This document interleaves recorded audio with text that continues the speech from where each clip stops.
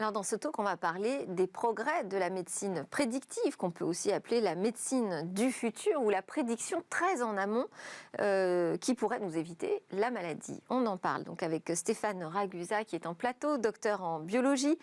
Vous avez développé le thème de la prédiction du risque en milieu académique sur des cohortes de l'INSERM avant de créer PrediLife. Donc vous êtes aujourd'hui le PDG de cette société qui est pionnière dans la conception et le développement de tests de prédiction qui peuvent permettre à chaque personne de définir son profil de risque quant à la survenance de maladies graves.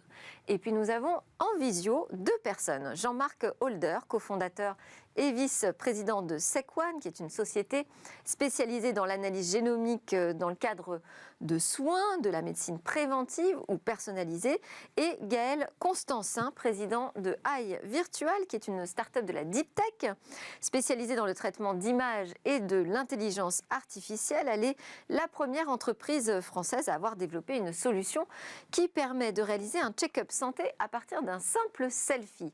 On va commencer ensemble, Stéphane Ragusa, sur ce que j'ai appelé la médecine du futur. Ce futur, d'abord, il est proche, on y est déjà?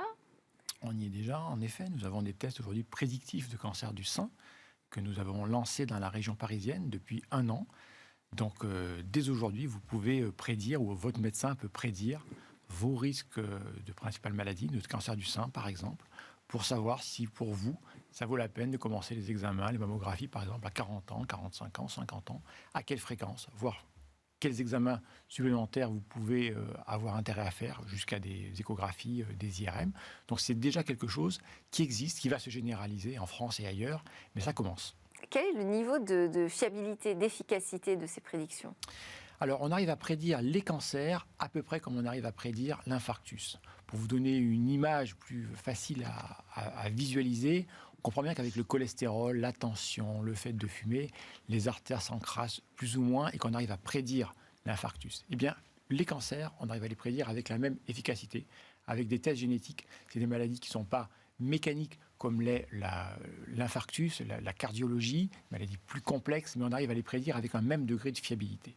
Donc on arrive bien à distinguer les gens qui sont à haut risque des gens qui sont à bas risque et à sortir d'un niveau de cri. On va demander, je vais poser la même question à Gaël Constancin d'Eye Virtual. Est-ce que, selon vous, cette médecine prédictive, c'est la médecine déjà d'aujourd'hui ou ça reste encore la médecine du futur ? Alors non, c'est la médecine du futur, hein, c'est évident, parce qu'il y a tout un problème d'acceptation au niveau de la France et de l'Europe plus généralement sur ces notions de prédiction issues de l'intelligence artificielle telle que nous on va le faire chez Eye Virtual. Nous en fait on mesure des signes vitaux avec un simple selfie sur le visage d'une personne. Pour l'instant, donc nos objectifs chez Eye Virtual, c'est bien de mesurer ces signes vitaux de façon précise dans un premier temps, mais après d'enchaîner évidemment sur aller chercher dans ces signes vitaux de la prédiction de pathologie, de l'anticipation sur des signes faibles, des signes avant-coureurs, et comme ça, une personne pourrait chez elle pouvoir, dès qu'elle a le moindre petit symptôme, pouvoir faire ce check-up. Et donc notre outil permettra dans les prochaines années, on parle bien de futur, d'aller chercher par exemple dans le rythme cardiaque des potentialités de pathologie, d'arythmie cardiaque, de fibrillation auriculaire par exemple. Vous avez prononcé le nom de l'intelligence artificielle et moi aussi quand j'ai présenté votre solution. Quel rôle jouera l'IA demain dans cette future médecine ? Elle sera essentielle, bien évidemment, pour pouvoir prédire l'avenir. Il faut regarder dans le passé. Donc, l'IA va se servir du passé, des bases de données qu'on crée, qu'on est en train de créer ou qu'on constitue. Et donc, l'intelligence artificielle, va pouvoir aller chercher dans ces bases de données-là des éléments de comparaison avec le présent pour pouvoir anticiper l'avenir. Donc nous, on utilise bien des bases de données sur de l'image de signes vitaux. C'est ça notre donnée principale. Et c'est là-dessus qu'on va aller regarder, donc sur ces grosses bases de données, quels sont les signes qui nous permettent de prédire une future pathologie. Donc l'IA sera bien évidemment primordiale, là où la France doit... L'enjeu, j'imagine, ça va être de constituer une base de données suffisamment importante pour entraîner les intelligences artificielles. On va donner la parole à Jean-Marc Holder de SecOne. Aujourd'hui, ce sont plutôt des grandes entreprises américaines qui effectuent des analyses génomiques. Oui, et comme l'a dit M. Constantin, le nerf de la guerre dans tout ce qui est prévention, c'est d'avoir beaucoup de données. Et aujourd'hui, les tests génétiques sophistiqués qui permettent vraiment de détecter tout ce qu'on cherche, notamment dans les cancers, sont effectués par des grosses entreprises américaines.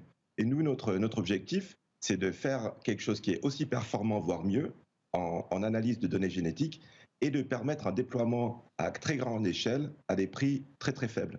L'idée étant de constituer une base de connaissances qu'on pourra par la suite travailler avec de l'IA pour détecter des choses qui pourraient être utilisées ultérieurement pour la prédiction. Et pourquoi Voilà. on doit se tourner vers des entreprises américaines ou anglaises d'ailleurs pour réaliser aujourd'hui ces analyses assez facilement et on ne peut pas le faire en France? Justement, on essaye de corriger ce problème, mais c'est eux qui ont démarré, enfin, toutes les technologies de séquençage génétique ont été lancées en Angleterre ou en Amérique, et ils ont donc eu une certaine avance. Mais aujourd'hui, avec les technologies qu'on développe en France, notamment celle de Sequan et d'autres acteurs du secteur, on arrive à faire aussi bien, voire mieux que ces grands acteurs. Stéphane Ragusa, une réaction là-dessus? Oui, on peut se demander pourquoi les Américains, pourquoi les Anglais sont en pointe là-dessus. C'est pour des raisons, je crois, assez politiques, idéologiques. La génétique suggère qu'il y a et non pas scientifique. Oui, la génétique suggère qu'il y a des différences entre les individus en fonction de l'origine. Et c'est des sujets extrêmement chargés idéologiquement. On constate que le pays qui régule le plus les tests génétiques au monde, c'est l'Allemagne, pour des raisons assez évidentes. La France les régule aussi beaucoup. Distinguer les personnes en fonction de leurs origines, c'est un peu des idées d'ancien régime. Les principes républicains sont souvent invoqués contre ça. Les Anglais, par contre, autorisent les tests génétiques comme ça, sans prescription médicale. Il n'y a pas de Enfin là, on parle quand même de médecine préventive. Hein. On n'est pas en train de parler de différenciation entre des personnes dans une même population. De fait, à partir du moment où vous faites un test génétique, vous distinguez des gens en fonction de leurs origines. Et c'est implicite, même si ce n'est pas l'objectif de l'analyse, on comprend bien qu'elle soit régulée. En tout cas, je constate que ces questions historiques d'idéologie politique aujourd'hui, ça freine, sont vraiment centrales. Et en matière de technologie, est-ce qu'on a réalisé aujourd'hui des progrès suffisants pour le proposer, ce type de test, à tout le monde ?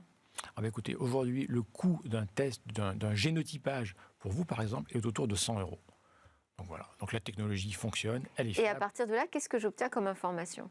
Alors vous obtenez, ou votre médecin obtient, votre risque de cancer du sein ou des principales pathologies. Et à partir de là, donc on peut savoir effectivement quelles sont les maladies pour lesquelles vous pouvez être sujette à événements dans les années qui viennent, et donc les dépister plus tôt. Voilà. Jean-Marc Holder, parce que vous êtes un peu dans des technologies proches, voire similaires, est-ce qu'on peut imaginer que demain, ça évite de tomber malade, de réaliser ces tests, puisqu'on va pouvoir prédire des risques, et est-ce qu'on peut les éviter ? Oui, enfin, l'idée c'est ça, c'est-à-dire on découvre de plus en plus de couplage entre des maladies et le patrimoine génétique d'un patient. Donc en comprenant des faiblesses dans ce patrimoine, on peut anticiper un certain nombre de choses. Évidemment, certaines maladies sont provoquées par des choses dans le choix de vie du patient, mais ça permettra de prédire de plus en plus de choses et donc de prendre des mesures pour éviter que les gens tombent malades. D'ailleurs, il y avait une étude qui avait été effectuée en Australie qui avait regardé l'impact sur le système de soins de déployer largement tout ce qui est des tests de prédiction. Ils ont découvert que si on arrivait à généraliser les tests, ça pourrait non seulement améliorer le niveau de santé de la population entière, mais aussi réduire les coûts de la santé. Donc c'est vraiment du gagnant-gagnant. Alors j'aimerais en savoir un petit peu plus aussi sur ce selfie qui permet de déterminer notre état de santé. Gaël Constantin, qu'est-ce que vous appelez les signes vitaux ? Qu'est-ce que vous regardez sur cette photo ? Alors nous, en fait, chez iVirtual, on va vraiment utiliser une technologie qui va nous permettre de regarder le volume du sang qui bouge derrière les tissus du visage. Et donc notre matière première, entre guillemets, c'est le signal cardiaque. Nous, toute notre technologie va aller chercher des informations dans ce signal cardiaque qu'on arrive à voir en temps réel, hein, donc pendant ce selfie-là de 30 secondes. Et donc après, en analysant ce signal cardiaque, on va pouvoir extraire des différentes informations comme la fréquence respiratoire, la saturation en oxygène, la tension artérielle, le niveau de stress, la variabilité cardiaque. Et dans l'avenir, donc c'est des projets là de 2022, on va aller détecter dans le signal cardiaque les pathologies comme la fibrillation auriculaire, les troubles du rythme assez fréquents qui sont source d'AVC et qui, s'ils sont prédiagnostiqués, permettent d'éviter d'aller vers l'AVC qui a un coût pour la société à peu près 5 fois supérieur que le traitement d'une fibrillation détectée en amont. D'accord, donc c'est plutôt sur le cardiaque que vous intervenez. Il n'y a pas vous n'imaginez pas remplacer, vous substituer par exemple à la prise de sang pour savoir si on manque de fer, de calcium, je ne sais. Non, pas du tout. Par contre, les limites en fait de notre techno sont pas encore bien définies. On peut aller chercher d'autres signes vitaux qui vont pouvoir être mesurés dans la couleur des tissus sanguins. Donc voilà, on parle de glycémie, pourquoi pas de quantité de fer dans le sang. C'est des sujets, on va dire, de recherche de deep tech, de recherche assez profonde, mais qui seront menés dans les prochaines années. Pour l'instant, on se focalise sur les 4 premiers signes vitaux qu'on veut certifier CE pour les amener sur le marché donc de la télémédecine. Alors quand on arrive avec ces nouvelles technologies pour une médecine prédictive, une médecine plus personnalisée, on va chercher d'abord à convaincre qui ? Alors d'abord les médecins et ensuite les patients. On constate, nous, dans notre domaine, qu'il y a une très bonne adoption de la part du corps médical. Ça vient un peu de notre historique, on est très enraciné dans le milieu académique. Les médecins savent que c'est le futur. Les patients le sentent aussi. Aujourd'hui, l'étape limitante, elle est plutôt administrative. Il faut installer ça dans le paysage. Quand un médecin passe du temps pour discuter de vos risques futurs avec de nouvelles technologies, il est face à des codes qui n'existent pas, donc il faut qu'il passe plus de temps, mais il ne peut pas le tarifer. La limite, elle est là. La science est là, l'intérêt des médecins est là, les patients sont bien convaincus que c'est le futur. Il y a besoin d'une formation spécifique pour les médecins ? Oui, la loi en France oblige à ce que les médecins qui prescrivent des tests génétiques soient en lien avec des services hospitaliers de génétique. Voilà, donc ils doivent être formés, en tout cas accompagnés. Mais surtout, ce qui manque, c'est la partie administrative. Voilà, pour installer quelque chose de nouveau dans le paysage, dans l'écosystème réel, social, il y a tout un tas de choses qui... C'est-à-dire pouvoir, en fait, demander une consultation à son médecin, même si on n'est pas malade, finalement. Oui, vous pouvez demander cette consultation à votre médecin, mais il aura le même taux de remboursement que pour une consultation pour laquelle il va vous prescrire un traitement en 5 minutes. Alors que ça lui demande beaucoup plus de travail et de temps. Ah ben oui, on espère, ça va lui prendre beaucoup plus de temps pour discuter avec vous, savoir quel est votre mode de vie. Donc aujourd'hui, ces consultations existent, sont remboursées pour les personnes de plus de 70 ans en France. Parce que pour réaliser ces tests, comment ça se passe concrètement ? Donc il y a un questionnaire d'abord à remplir, c'est ça ? Un questionnaire très simple. Après, on vous propose, je ne sais pas si la caméra le voit. Ah bah super, si vous pouvez le mettre un petit peu plus haut, comme ça. Voilà, on va pouvoir le montrer. On vous propose de prélever un échantillon de salive dans la joue, c'est tout à fait indolore. Ce kit de prélèvement salivaire est ensuite renvoyé dans un laboratoire et 1 mois plus tard, les résultats reviennent au médecin avec donc, les principaux risques de pathologie.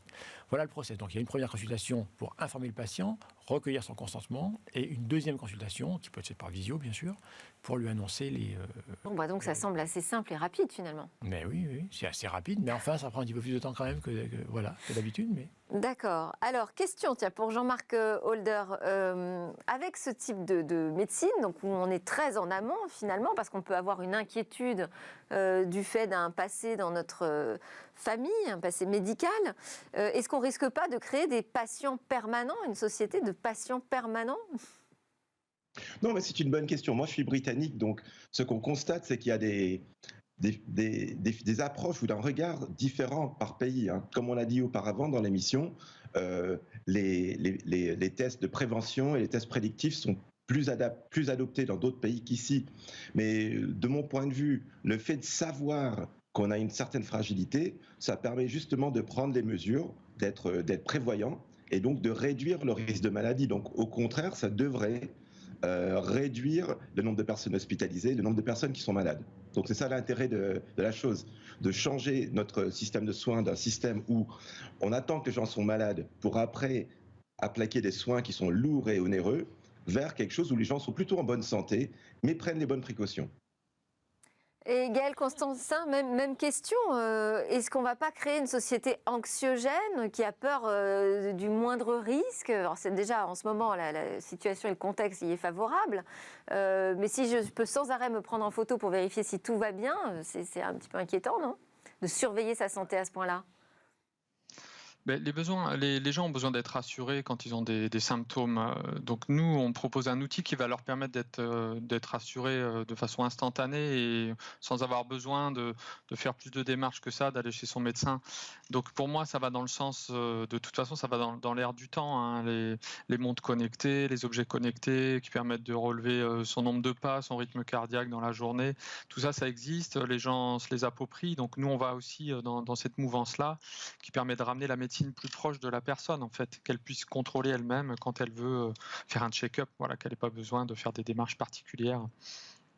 Finalement, vos concurrents à tous les trois sont encore une fois les GAFA, parce que eux sont vraiment très en pointe sur la santé du futur. Ils sont aussi très présents sur la collecte de données de santé au quotidien des citoyens à travers les dispositifs connectés, mais même ne serait-ce qu'à travers le smartphone, hein. Aujourd'hui, par défaut, il y a une application santé, par exemple. Comment est-ce que vous combattez ces concurrents qui ne sont pas du tout dans le champ médical ? Oui, alors les GAFA ont des données de santé. Ils n'ont pas les données de santé. Effectivement, dans votre smartphone, ils peuvent avoir votre nutrition, la photo de votre visage. Le jour où vous êtes malade, vous n'allez pas avertir Apple. Donc, ils ont des données sur les causes de maladie, mais ils n'ont pas un suivi avec les effets. Ils n'ont pas ce qu'on appelle, en termes académiques, des cohortes prospectives. Donc, ils ont des données sur des milliards de personnes, mais extrêmement partielles. Donc, c'est un leurre de croire que les GAFA sont en pointe dans le domaine. Google avait lancé un portail il y a quelques années qui s'appelait Google Health Vault, la vallée de la santé Google. Ils l'ont arrêté. Ils n'ont pas les données. Et pour constituer une base de données en population saine, pour suivre des gens en recueillant leurs risques de maladie, les causes, donc leur mode de vie, et les effets, vous croisez des fichiers, et vous n'avez pas le droit de le faire en France, en Europe et même aux États-Unis si vous n'êtes pas une institution académique. Donc ces gens n'ont pas les données. Ceux qui ont les données, ce sont les institutions, les universités, l'INSERM en France, Harvard aux États-Unis. Et ceux qui peuvent lancer des services, ce sont ceux qui ont accès à ces données académiques. Voilà, donc moi je ne crains pas du tout la concurrence de Google, Apple, ça fait des années qu'ils parlent de ça. C'est très efficace en termes marketing, mais derrière, il n'y a pas de produit avec une utilité réelle. Une ambition quand même. Il y a des ambitions, il ne manque pas d'ambition, mais voilà. Mais derrière... Pour l'instant, on a encore les cartes en main. Ok. Jean-Marc Holder, je voulais aussi qu'on précise, parce qu'on parle de médecine prédictive, de prévention, de prédiction, on parle aussi de médecine personnalisée. Qu'est-ce que c'est la médecine personnalisée ? Parce que ça semble le cas déjà aujourd'hui, quand je vais voir mon médecin, il s'intéresse à mon problème en particulier. Oui, la médecine personnalisée, c'est ce qu'on appelle donner le bon traitement au bon patient au bon moment. C'est-à-dire, c'est vraiment de faire du sur-mesure plutôt que d'appliquer le même traitement à tout le monde. C'est ce qui se fait aujourd'hui. Aujourd'hui, on a un protocole, on dit vous avez telle et telle maladie, on vous traite de telle manière. Et dans le futur, on va peut-être regarder si vous êtes résistant à tel et tel médicament, si vous êtes sensible à ceci, ainsi de suite. Et en théorie, chaque patient aura un traitement vraiment unique et adapté à ses besoins. Et effectivement, l'avantage de faire ça, ce sera à la fois mieux soigner, avoir moins d'effets indésirables et globalement ramener la population à un niveau de santé élevé plus rapidement. Enfin, ça, c'est le rôle du médecin quand même, de personnaliser le traitement, de suivre les effets sur chaque patient. Oui, et justement, des sociétés comme Sequan qui analysent le patrimoine génétique d'un patient, on est un outil qui est à destination d'un médecin. On essaye d'informer le médecin sur toutes les spécificités de son patient afin qu'il puisse prendre des meilleures décisions. Et à la fin, c'est lui toujours décisionnaire. Donc, il y a des gens qui disent oui, mais est-ce qu'avec l'IA et tout ça, est-ce que le médecin va être marginalisé ? La réponse est bien sûr non. Au contraire, il va être au centre du traitement, mais avec des informations plus complètes et meilleures. Vous confirmez, Stéphane Ragusa, le médecin, ça ne change pas du tout son rôle, sa position ? Un petit peu. Alors, est-ce que la médecine est personnalisée aujourd'hui ? Je prends l'exemple du dépistage du cancer du sein. On vous propose de faire un dépistage à partir de 50 ans, tous les 2 ans. Oui. Bon, c'est personnalisé en fonction de l'âge. Enfin, on peut certainement aller plus loin. Voilà. Donc le médecin, il personnalise en fonction de la connaissance qu'il a de vous. Donc voilà, il peut connaître vos antécédents. C'est ce que j'allais dire. S'il y a des antécédents familiaux, peut-être qu'il y aura une décision qui sera prise, qui sera différente. Voilà, donc il peut personnaliser un petit peu. Et plus il aura d'informations sur vous, plus la décision sera personnalisée. Donc avoir une analyse génétique, par exemple, ou d'autres marqueurs sanguins, ça permet de mieux connaître le patient que l'on a en face et donc d'avoir une solution la plus personnalisée possible. Ils sont demandeurs aujourd'hui, les médecins, d'avoir ces nouveaux outils, plus d'informations sur leurs patients? Alors, les généralistes, je dirais, ne sont pas forcément demandeurs. Ils sont écrasés de travail aujourd'hui. Donc, ils ne sont pas forcément demandeurs de temps. Voilà. En plus, les spécialistes sont demandeurs, effectivement, de connaissances plus particulières. Mais voilà, ils sont demandeurs au sens médical, certes, mais ils sont freinés par un écosystème qui les empêche d'être demandeurs, d'être à l'affût des nouvelles innovations. Voilà. Gaëlle Constantin, je vous interroge aussi sur cette concurrence des GAFAM. Alors peut-être que sur la partie génome, analyse génétique, on a encore une marge d'avance. Mais enfin, sur les applications comme celles que vous proposez, par exemple, aujourd'hui, vous êtes en compétition directe avec eux? Alors non, pas du tout en fait, parce que nous, on va s'appuyer sur des bases de données qu'on doit constituer et qu'on constitue dans nos études cliniques à l'heure actuelle. Et ces bases de données doivent rapprocher en fait des vidéos de visage avec des données physiologiques prises par ce qu'on appelle des gold standards, hein, donc des outils de référence comme un ECG ou un oxymètre au doigt. Et nous, on crée nos propres bases de données parce qu'elles n'existent pas en fait. Donc les GAFA sont plutôt allés chercher le public sur du leisure, enfin du wellness, du bien-être. Nous, on va plutôt vraiment aller adresser le B2B, hein, donc les marchés de la e-santé. Et les GAFA n'y sont pas pour l'instant, voilà, parce que ces bases de données, il faut les constituer dans le cadre d'études cliniques qui coûtent très cher. Oui, parce qu'aujourd'hui, une montre, c'est faire un ECG, enfin, c'est sortir un électrocardiogramme. Oui, complètement. Alors nous, en fait, avec notre outil, là, ce gros projet qu'on va porter sur les 2 prochaines années, l'idée, c'est vraiment de faire une mesure sur le long cours chez la personne, sur 1 heure ou 2 heures de son rythme cardiaque, pour pouvoir aller détecter sur des signaux beaucoup plus longs les pathologies. Quand vous avez une montre connectée, vous faites un ECG, donc ça dure peut-être 20 secondes. Vous n'allez pas faire un ECG pendant 2 heures. Donc nous, on va plutôt aller chercher de la mesure sur du long terme, sur du long cours, pour pouvoir aller vraiment identifier la pathologie cardiaque qui revient de façon très peu courante, donc on a peu de chances de capter. Bon, je suis très heureuse. C'est, je crois, une première pour moi d'avoir un plateau avec des personnes aussi optimistes face aux GAFA. Merci beaucoup à Jean-Marc Holder, vice-président de SecOne, à Gaëlle Constantin, président d'iVirtual, et à Stéphane Ragusa, PDG de PrediLife, d'avoir fait le déplacement. Médecine prédictive, et donc les Français ont une place à prendre. On a les atouts pour y aller. Allons-y. Merci beaucoup. Juste après la pause, on parle encore santé. Cette fois, on va s'intéresser aux mesures d'ondes émises par nos smartphones. Ça va bouger dans ce domaine.